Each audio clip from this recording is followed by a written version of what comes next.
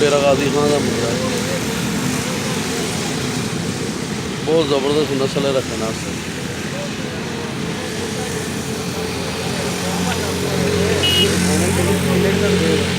1.5 लाख रुपया मंग रहा है। पता नहीं है तो पुछने